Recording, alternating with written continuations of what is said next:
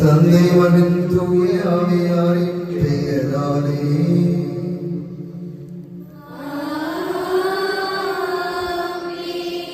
நம் ஆண்டவராகிய இயேசு கிறிஸ்துவின் அருளும் கடவுளின் அன்பும் தூய ஆவியாரின் தோழமையும் நம் அனைவரோடு என்றும் இருப்பதாக.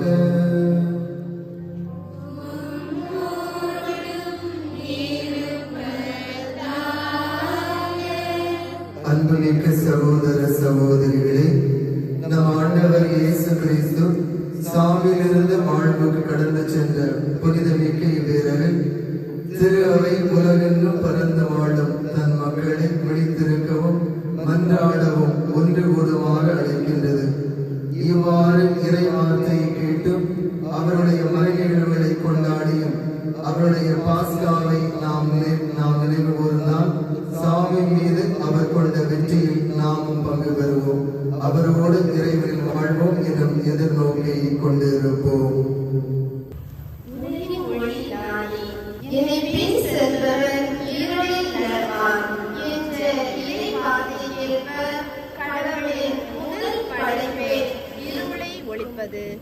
கடவுளின் முதல் படைப்பான ஒளியின் இயல்பு தீமையை ஒளிப்பதும் ஆகும். ஒளி இயேசு சாவின் மீது வெற்றி கொண்டு பாவ கடன்களை அறுத்தார் என்பதை பறைசாற்றுகிறது. நம் உள்ளங்களில் பழிவாங்கும் எண்ணம், வஞ்சகம், தான் என்ற அகதை போன்ற இருளின் சக்திகளை வேறறுப்போம். இயேசுவே உலகின் ஒளி என்பதை வெளிச்சமிட்டு காட்டும் அடையாளமாக இந்த புதிய தீயானது புனிதப்படுத்தப்படுகிறது. இதனை நம் உள்ளங்களில் புனித சமுதாயம் படைக்கும் லட்சிய தீயாக எரியவிடுவோம். மன்றாடுவோமாக. இறைவா, உம் திருமகன் வழியாக நம்பிக்கையாளர் மீது உமது ஆட்சியின் பேர்களை சுடர்ந்திடச் செய்தீர்கள். இப்பொது தீயை புனிதப்படுத்தியிருடும். இவ்வாறு பாஸ்கா திருவிழா வழியாக விண்ணகத்தின் மீது கொண்ட ஆவலால் நாங்கள் பற்றி எறிவோமாக. அதனால் தூய்மையான உள்ளத்தோடு முடிவெல்லாம் ஆட்சியின் விழாவுக்கு வந்து சேரும் வலிமை பெறுவோமாக. எங்கள் ஆண்டவராகிய இயேசு கிறிஸ்து வழியாக உம்மை மன்றாடுகின்றோம். ஆமென். இந்த பாஸ்கா திரி உயிர்த்த இயேசுவை குறிக்கிறது. இஸ்ரேல் மக்கள் பாலைவனத்தில் 40 ஆண்டுகள் நடந்த பொழுது கடவுள் இரவு நேரங்களில் எரியும் நெருப்பு தூணாக அவர்களோடு சென்றார் என்று விடுதலை பயணம் நமக்கு எடுத்து வைக்கின்றது. இந்த பாஸ்கா திரி நம்முடன் வாழும் இயேசுவின் முடிவில்லா பிரசன்னத்தை விளக்குகின்றது.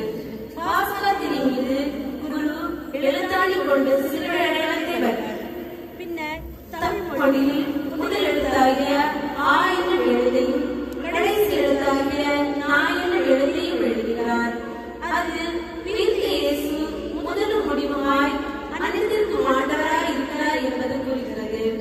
அதன் மீது எழுத்துக்கள் எழுதப்பட்டு இந்த ஆண்டு முழுவதும் ஆண்டவருக்கு அர்ப்பணிக்கப்படுகிறது. இதில் பதிக்கப்பட்டுள்ள 5 முழுது காயங்கள் இயேசுவின் காயங்களுக்கு அடையாளமாகின்றன. மேலும் இயேசுவின் உயிர்ப்பு உண்மை என்று உணர்த்துகிறது. இறைவன் நம் மீது கொண்டுள்ள அளவற்ற அன்பையும் உணர்த்துகின்றது. கிறிஸ்து நேற்றும் இன்றும் முதலும் முடிவும் அகரமும் நகரமும் நேரங்கள் அவருடையன, காலங்களும் அவருடையன, மாட்சியும் ஆட்சியும் அவருக்கே என்றென்றும் எக்காலமும் ஆமென். தம்முடைய தூய மாட்சிக்குரிய காயங்களால் ஆண்டவராகிய கிறிஸ்து நம்மை கண்காணித்து பேணி காப்பாராக. ஆமென்.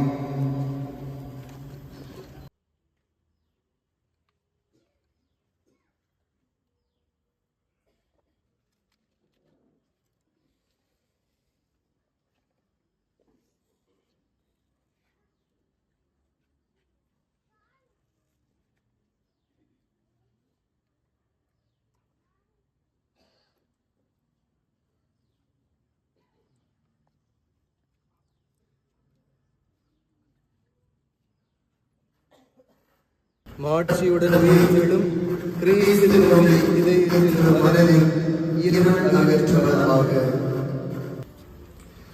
ஆலயத்தின் விளக்குகள் அணைக்கப்பட்டிருக்கும் இவ்வேளையில் ஒளியேற்றப்பட்ட பாஸ்கா திரியானது ஆலயத்திற்கு எடுத்து செல்லப்படுகிறது.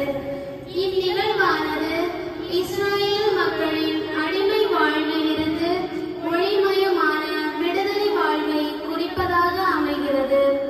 இருளில் ஒளிரும் இவ்வொளியானது நம்பிக்கையின் மொழியாக, வழிநடத்தும் மொழியாக, பாவ இருளை அகற்றும் மொழியாக தோற்றுகிறது.